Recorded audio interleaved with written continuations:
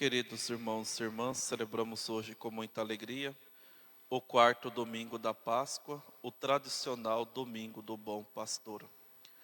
A igreja todos os anos dedica esse domingo à figura, à imagem do Bom Pastor, porque essa figura está intimamente ligado com aquilo que nós estamos vivendo nesse tempo na igreja, que é a ressurreição de Cristo.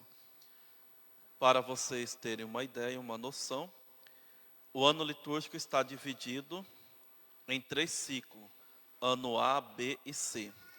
Cada um desses anos é dedicado a um evangelista sinótico. E quando se fala do Domingo do Bom Pastor, a igreja apresenta a mesma parábola do Evangelho de São João, porém, cada ano a igreja apresenta uma parte. Uma parte no ano A, uma parte no ano B, e a última parte no ano C, que é esse ano que nós estamos. No ano B, versículos antes ao que nós acabamos de ouvir, Jesus afirma: eu sou o bom pastor. E no versículo seguinte, ele explica para nós o que significa ser um bom pastor. Ele diz que ser um bom pastor é ter coragem de dar a vida. Por isso ele vai dizer no versículo 15: eu dou a vida pelas ovelhas. E se nós olharmos todas as Sagradas Escrituras, principalmente o Antigo Testamento, nós veremos várias e várias imagens de pastores. Mas tem uma que eu gosto muito, e gosto muito de destacar essa figura, que é a pessoa do rei Davi. O rei Davi, antes de se tornar rei, ele foi um simples pastor. Ele cuidou das ovelhas. E antes dele subir ao trono, todos nós sabemos que ele teve que travar uma luta contra o gigante Golias. E o rei Saul dizia que ele não ia dar conta, porque ele era pequeno, o outro era muito grande, o outro tinha mais força. E o rei Davi simplesmente se recordou da sua experiência que ele tinha como pastor.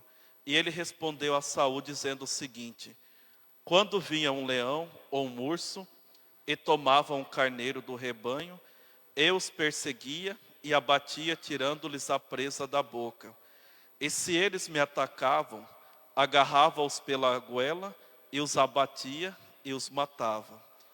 Então, bom pastor é aquele que, quando sua ovelha é pega, um carneiro, por um predador, ele vai atrás. Ele não deixa aquela ovelha se tornar alimento, ele vai atrás. Ele luta com a fera, ele arrisca a sua própria vida. E, se possível, ele mata aquela fera para que possa trazer a sua ovelha de volta. Por isso que o rei Davi é apresentado como um bom pastor. De um modo muito mais superior, muito mais belo, fez nosso Senhor. Jesus, ao se encarnar, ele lutou por nós. Ele lutou contra Satanás. Ele nos retirou da garra de Satanás. Porque Satanás, ele nos prende quando nós estamos no pecado. Nossos pais pecaram no início da criação. Então toda a humanidade estava sobre os domínios de Satanás. Então quem toma nós de volta das garras de Satanás é o próprio Cristo. É Ele que vem, é Ele que luta, é Ele que vem atrás dessa ovelha desgarrada que é a própria humanidade. E depois, aquilo que o próprio Cristo disse no versículo 15, é Ele que dá a vida por suas ovelhas no alto da cruz.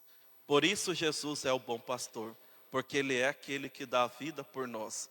E é por isso também que a antífona da comunhão dessa Santa Missa nos diz o seguinte: ressuscitou o bom pastor, que deu a vida por suas ovelhas e quis morrer pelo rebanho.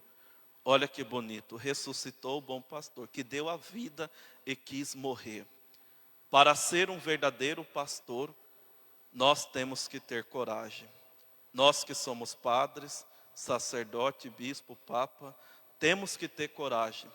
Porque o fim último de um bom pastor é exatamente a cruz. É dar a sua vida. Se não estamos dispostos a isso, é um sinal que nós não somos os bons pastores. Somos maus pastores, como nós ouvimos no canto de entrada. Ou mercenário, pastor aí vestido como é que se diz, lobo, né, vestido em forma de cordeiro, mas menos bom pastor. Porque o bom pastor é aquele que ama, o bom pastor é aquele que dá a vida por suas ovelhas. E no Evangelho nós ouvimos algo interessante, Jesus dizendo: as minhas ovelhas escutam a minha voz, eu as conheço e elas me seguem. Diante desse versículo podemos fazer uma pergunta: quem pertence ao rebanho do Senhor? Quem são as ovelhas do rebanho do Senhor? Frei Gabriel de Santa Maria Madalena, o monge carmelita, ele afirma o seguinte: reconhece a voz de Jesus quem aceita o Evangelho e apreende o verdadeiro sentido. Quem escuta a voz da igreja, papa, bispos, superiores e lhes obedece. Quem vive atento à voz da consciência, das inspirações interiores. Meus irmãos e minhas irmãs, prestemos muita atenção nisso. É ovelha, pertence ao rebanho do Senhor, aquela pessoa que sabe obedecer. Aquela pessoa que sabe ouvir a voz do bom pastor. O que atualmente nós percebemos dentro da igreja, aqui eu não estou falando para quem está no mundo. Quem está no mundo, está no mundo. Eu não posso julgar, eu tenho que evangelizar, ter paciência, rezar. Agora, para vocês que estão sentados nesse banco, como padre, eu tenho que chamar a atenção. Eu tenho que cutucar. Tenho que fazer com que muitas pessoas saiam da sua zona de conforto. Então, infelizmente, existem muitos católicos que não escutam a voz do bom pastor. O que isso significa? Que não aceitam a verdade do Evangelho. A pessoa é católica apenas numa parte. Na outra parte ela discorda. Ah, eu sou católico, eu vou à missa todos os domingos lá na paróquia Mãe dos Homens. Mas eu não aceito essa questão da mulher não poder abortar. Eu não aceito essa questão de não poder ter relação sexual antes do casamento. Eu já ouvi gente me falar que não aceita o fato de não poder trair a esposa. Nós, padre, ouvimos cada coisa que vocês não têm noção. Então, uma pessoa que pensa dessa forma, me desculpa, você não é católico. Porque você não pertence ao rebanho do Senhor. Você é uma ovelha desgarrada que está precisando voltar para a casa do Pai. Que está precisando voltar para o rebanho do Senhor. Escutemos Jesus: as minhas ovelhas escutam a minha voz. Como que eu vou ser uma ovelha se eu não aceito a voz de Deus? Se eu não aceito a sua verdade, só aceito uma parte? Não tem como. Creio que todos vocês já viram um ícone. Eu pessoalmente eu gosto muito da imagem do bom pastor, porque como o meu lema é misericórdia, né? Então, para mim essa imagem é o que mais expressa a misericórdia do Pai. E na minha casula de ordenação eu coloquei, né, não é essa aqui, né, é outra. Eu coloquei esse ícone do bom pastor carregando as ovelhas. Creio que todos vocês já viram. O que significa? A ovelha ficou cansada e o pastor carregou nos ombros? Não. Significa o seguinte: que muitas vezes, quando as ovelhas se afastam do redil, do rebanho, o que o pastor faz?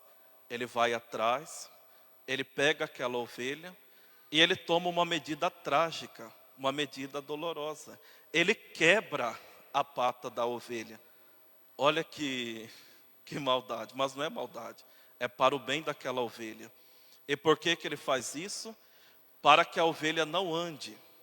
Aí sim ele vai ter um cuidado particular com aquela ovelha, ela vai criar uma certa intimidade com ele mesmo vai cuidar da sua ferida, ele mesmo vai carregar aquela ovelha nos seus ombros.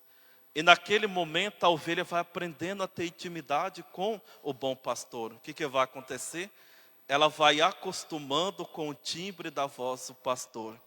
E uma vez que ela sara, que ele solta ela no meio das ovelhas, toda vez que ele chamar, a ovelha volta para o bom pastor. Por quê? Porque reconhece a voz do seu pastor. Muitas vezes é isso que Deus faz na nossa vida. Ele quebra a nossa perna. E algumas pessoas reclamam: por que isso está acontecendo comigo? Por que Deus está fazendo isso comigo? Há tantas pessoas má por aí, Deus quer castigar justamente eu? Algumas pessoas, porque a vida profissional, a profissão, a conta, está tudo dando certo, ela esquece de Deus. Mas sempre tem um momento que o sofrimento vai bater. É uma perda, ou a pessoa ela chega à conclusão que é impossível buscar a felicidade nesse mundo. Aí é o momento que ela busca Deus, não pelo amor, mas ela busca pela dor. Ou seja, é Deus que está quebrando a perna dessas pessoas. Porque se não for assim, meus irmãos e minhas irmãs, nós não voltamos para Deus. Então, quando Deus quebrar as nossas pernas, não vamos reclamar, não vamos blasfemar contra Deus.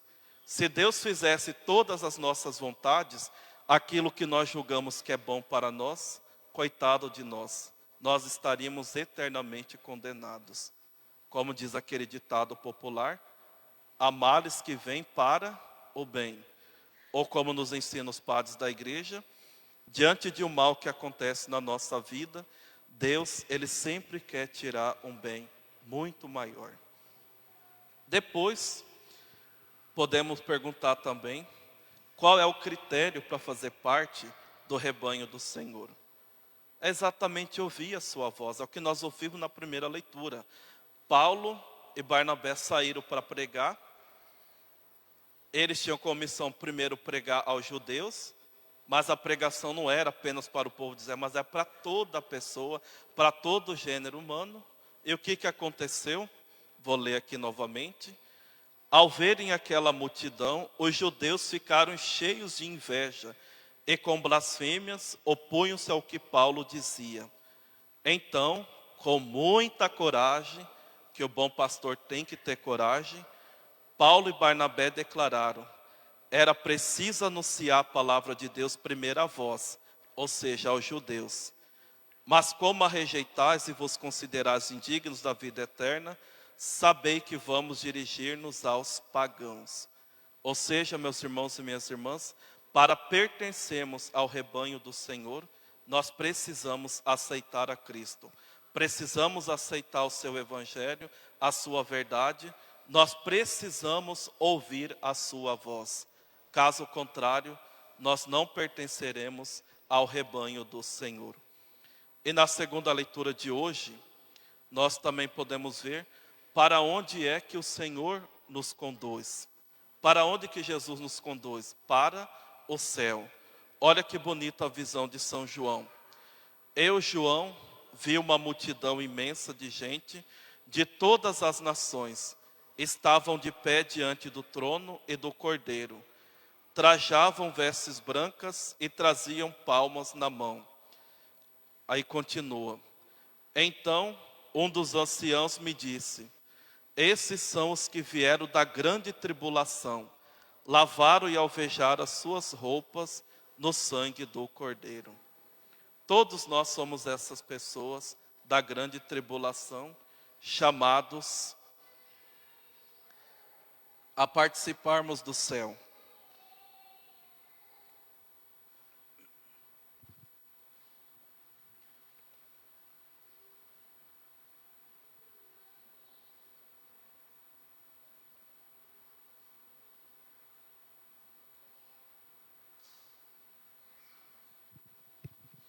Então todos nós somos esses filhos da tribulação. Por quê?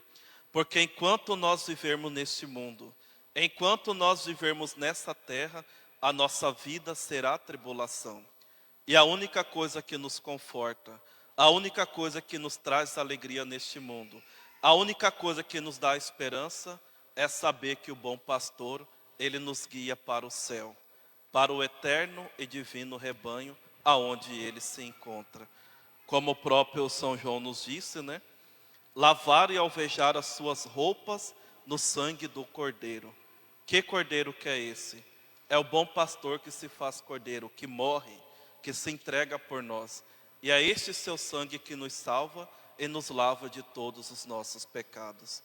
Portanto, meus irmãos e minhas irmãs, vamos procurar ouvir a voz do bom pastor. Vamos deixar ser conduzidos por Jesus. E ter a plena certeza que se ouvirmos a voz do bom pastor, ele irá nos conduzir para o rebanho celeste. Louvado seja nosso Senhor Jesus Cristo.